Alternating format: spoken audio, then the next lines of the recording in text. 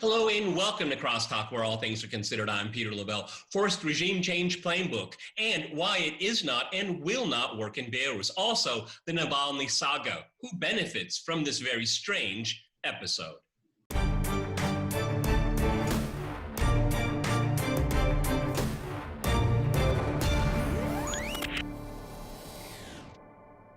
To discuss this, I'm joined by my guest, Marcus Papadopoulos in London. He's editor of Politics First magazine. And in Budapest, we cross to George Samueli. He is author of Bombs for Peace, NATO's Humanitarian War on Yugoslavia. All right, crosstalk rules in effect. That means you can jump in anytime you want, and I always appreciate it. Okay, let me start with George here. George, let's start with the Belarus story, because the Belarus story looks like it's kind of morphing into the Venezuelan story of the Baltics, okay? Because we have this pretend or recognized from Lithuania, I think it is, this woman, Svetlana Tikhanovskaya, that she's the president in exile right now. Are they pulling a Guaido here? Because I seriously doubt this wouldn't be happening if Mike Pompeo hadn't made a phone call. Go ahead, George. Well, they are trying to pull a Guaido, but of course, the Guaido case turned out to be a complete fiasco. And it's clear that the Trump administration isn't terribly happy with the policy that it got stuck with, thanks to the pressure from former National Security Advisor John Bolton.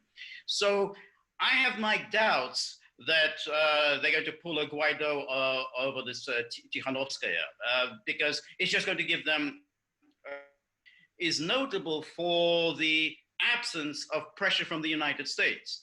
The United States has been actually taking a rather reticent approach toward this. And without pressure from the Americans, I don't think this is going to go very far. So there's already indications that Lukashenko feels very confident of himself, and he's being his usual difficult self with the Russians, feeling rather confident that he's here to stay.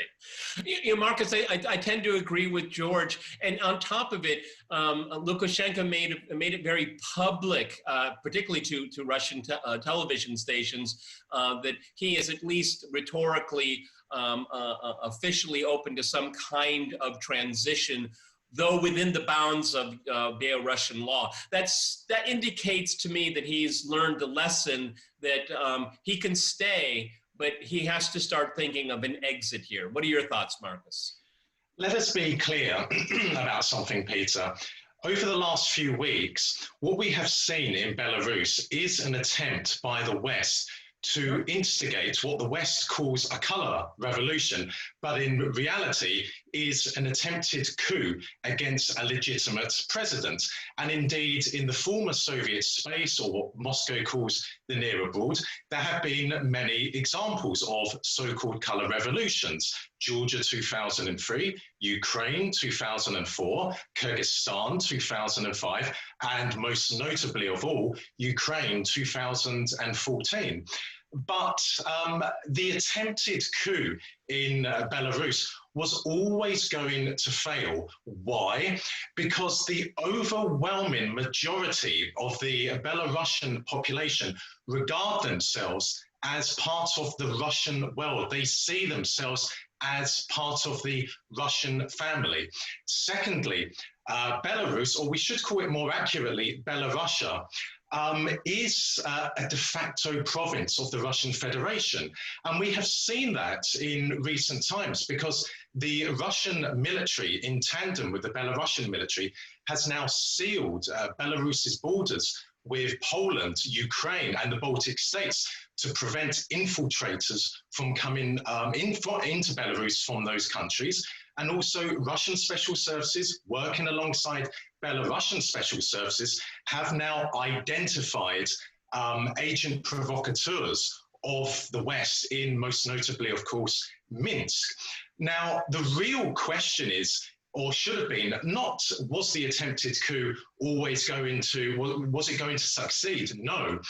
What it has now done is strengthened Russia's position over Lukashenko, because had it not been for Lukashenko, then the Union states of Russia and Belarus, which was formulated between Yeltsin and Lukashenko in the late 1990s, would have come into being by now.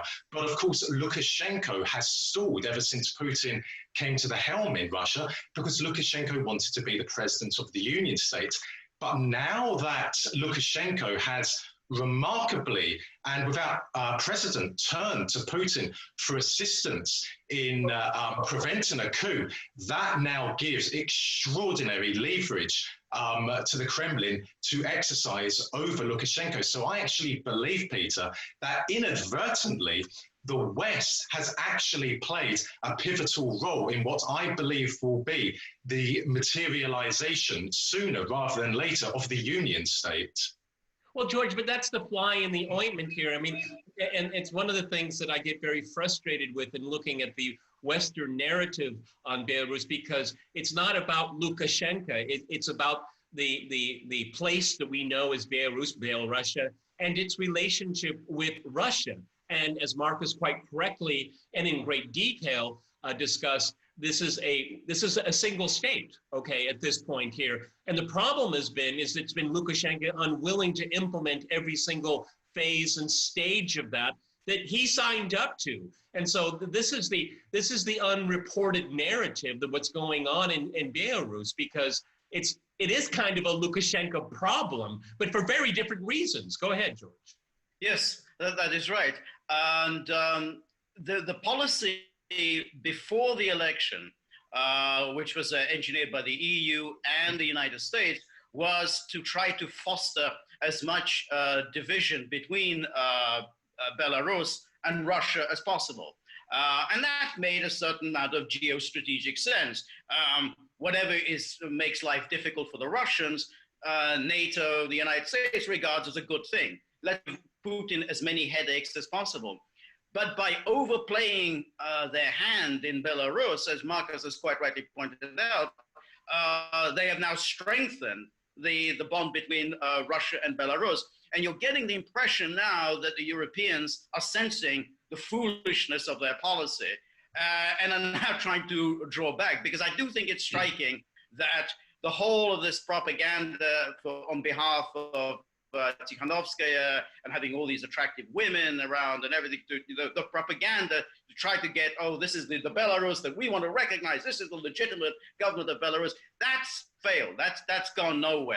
So it looks to me like we're maybe heading towards the pre-election policy of, well, let's try to foster division. But I think that's extremely unlikely to fail. I think that train has left the stations. Speaking about division, I mean, if you look at the reaction of the European Union member states, it's the whole Guaido scenario it's really been given a cold shoulder, because we're not going to go through this again. I think we also have to point out is that the European Union as a whole has Ukraine fatigue. I mean, look what the resources and time that they put into Ukraine, and well, they kind of got a milquetoast version of what they wanted, okay? Because the fundamental reforms that Ukraine needs is not happening right now, and again, just the billions and billions of euros that went nowhere, I personally think, into people's pockets. So, Marcus, how much do you think that plays into it? There's kind of a fatigue, at least on part of the Europeans, about this regime change playbook? Well, the European Union is naturally a rival to the United States in economic terms, but ultimately the European Union is a strategic friend and ally to the United States. Indeed, we can say that Washington exerts a tremendous amount of influence over EU policymaking. And I would cite at the beginning of 2014, when America placed sanctions on the Russian Federation because of the crisis in Ukraine, which incidentally America was responsible for. The European Union, obviously led by Germany, was very apprehensive about wanting to place sanctions on Russia. They did resist, but in the end, the European Union caved in to the pressure from the United States. And I think if we fast forward to 2020, what we've seen in recent times in Belarus. Yes, the European Union is certainly playing a role in that. It's certainly the case that Poland and the Baltic states, which are very dangerous countries for Russian national security, have actually facilitated the attempted coup in the country. But I think ultimately the hand of Washington is responsible for what we have seen in Belarus. And I think that, Peter, the Americans are actually emboldened by their triumph in Ukraine because, yes, vast amounts of money have been poured into Ukraine and lost. I mean, Ukraine is one of the most corrupt countries in the world, and it has been ever since it became independent in late 1991.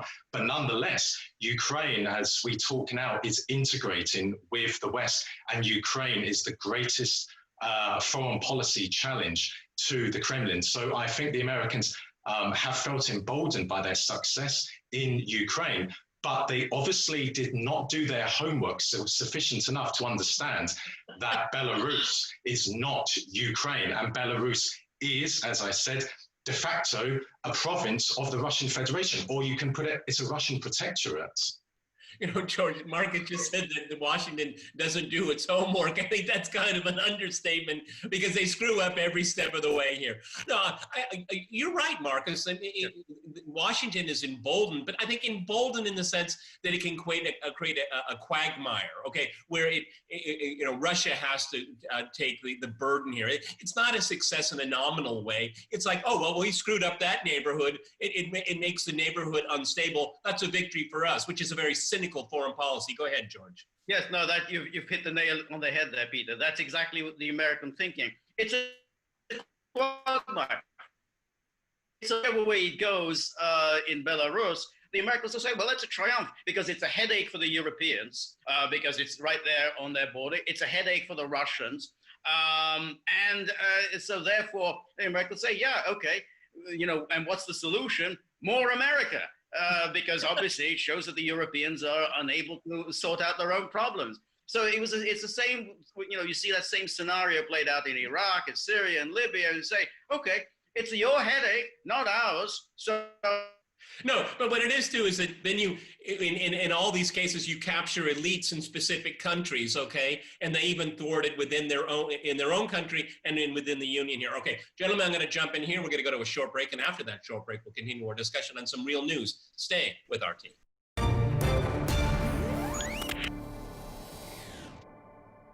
Welcome back to Crosstalk, where all things are considered. I'm Peter Lavelle. To remind you, we're discussing some real news.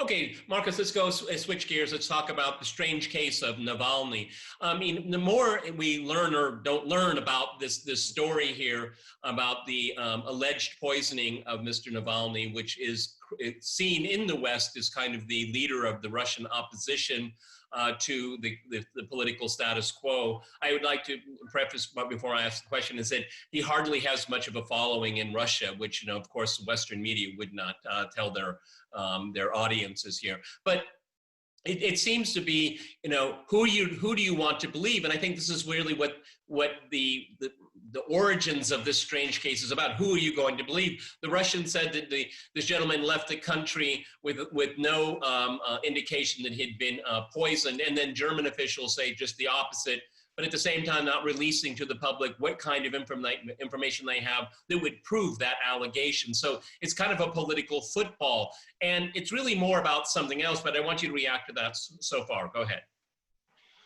Well, firstly, Peter, there is no political reason for the Kremlin to want to assassinate Navalny. Why?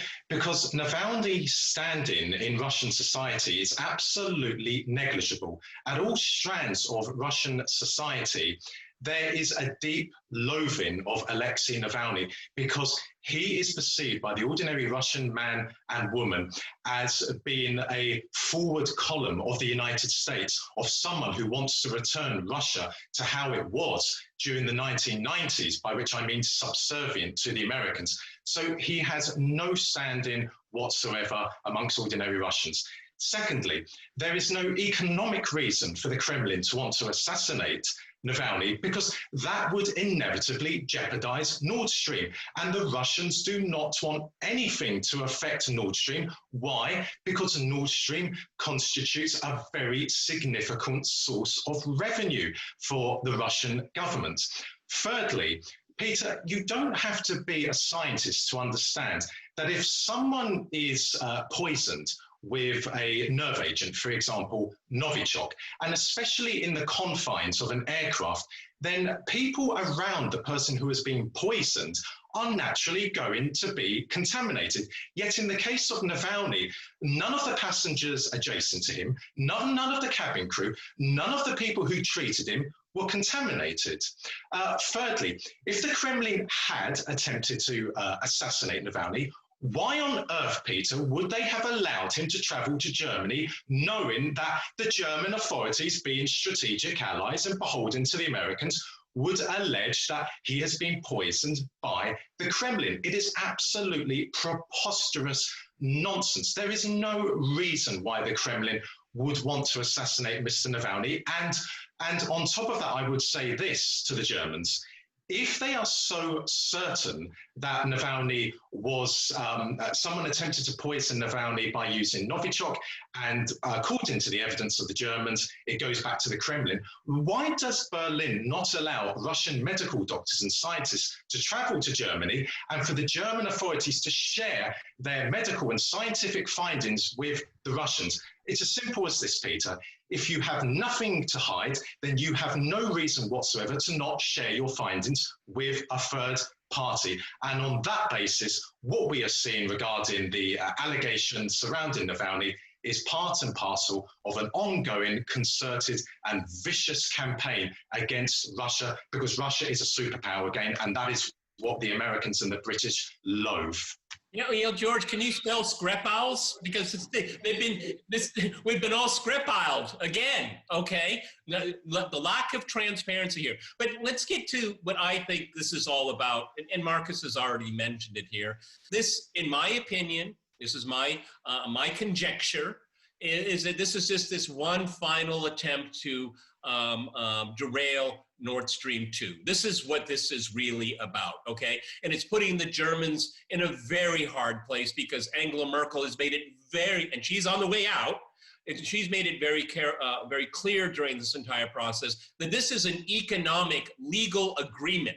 This has nothing to do with politics. She said that, and she pushed it based on those two principles now. And really, whatever is behind this gambit here wants the Germans to break their word and break their agreements, okay?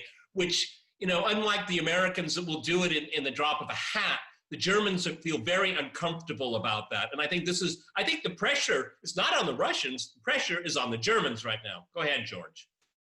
Well, yes, and there's obviously a very strong division of opinion within Germany. You have the German military and security establishment that is thoroughly embedded in Atlanticism.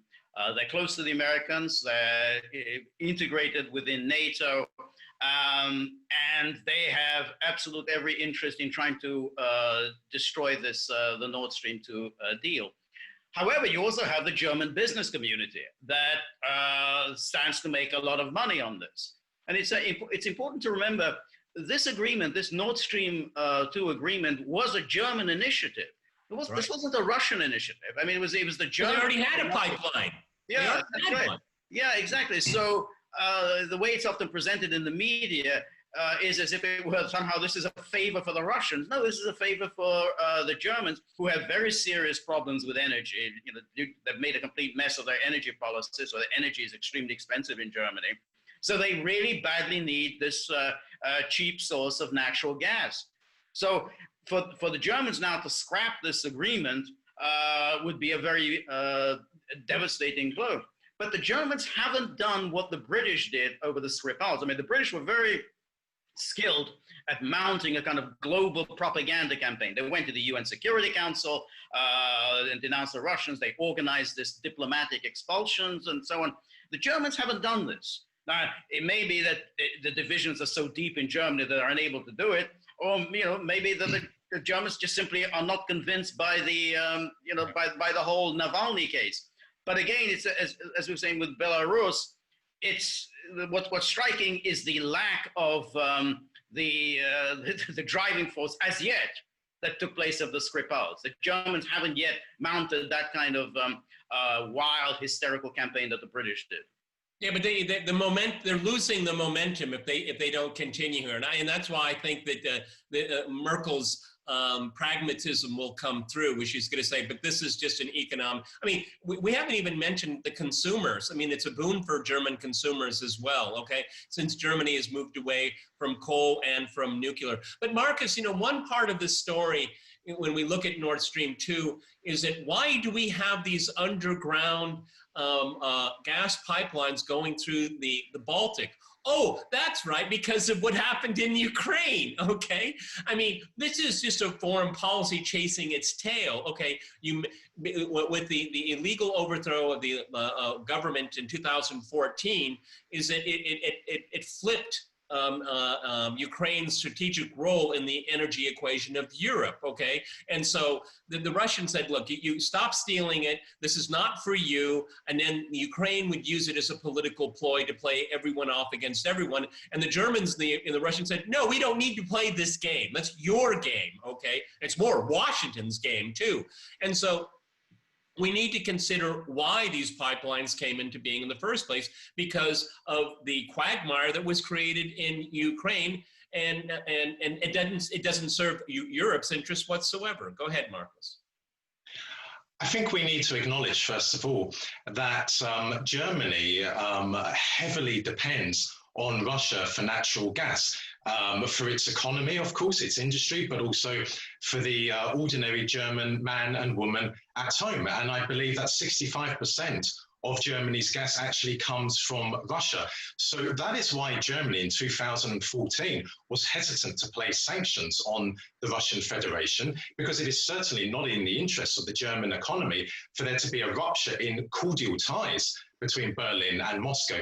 And in 2020, it is not in the interests of Germany for Nord Stream 2 to be ruptured.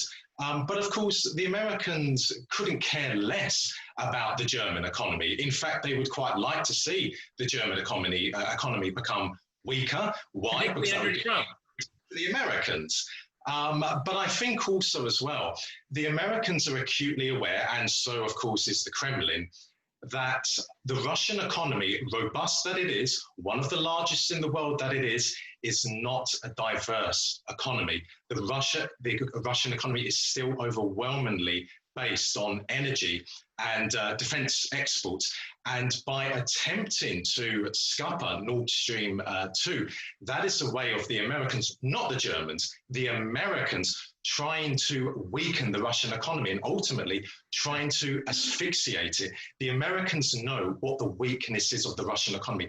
As the Americans, Peter, knew in the late 70s and the early 1980s, the weaknesses of the Soviet economy. Hence why one of the reasons why Reagan embarked on a massive arms race with the Soviet Union, because he knew the Soviet economy, well, not him, I don't think he knew much about politics in general, but the people around him knew what the weakness was of the Soviet Union, and that could bring the Soviet Union down.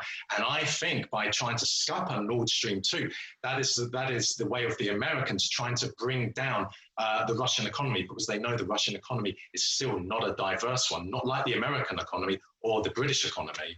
Yeah, but at the end of the day, George, this is, and I think, this incident has really put into stark relief of the importance of Europe. Do they want to have energy independence or not? Do they want to have a say in their energy sovereignty? Because Washington would love to have the Europeans buy liquefied natural gas at astronomical prices, okay? When Europe, for the most part, is living in austerity, and then the whole point is to get affordable energy. Liquefied natural gas isn't. Last 40 seconds, go to you, George. That's right. So it's yet another price that the Europeans have to pay for NATO and the Western Alliance. You're going to now have expensive energy. It's in your interest to have cheap energy, but you will have expensive energy. Just like Ukraine, you're going to have the headache of refugee flows, economic crises, and so on. that's your price of loyalty to NATO and the Western alliance. Okay, gentlemen, that's all the time we have. I want to thank my guests in Budapest and London. I want to thank our viewers for watching us here at RD. See you next time. And remember, crosstalk rules.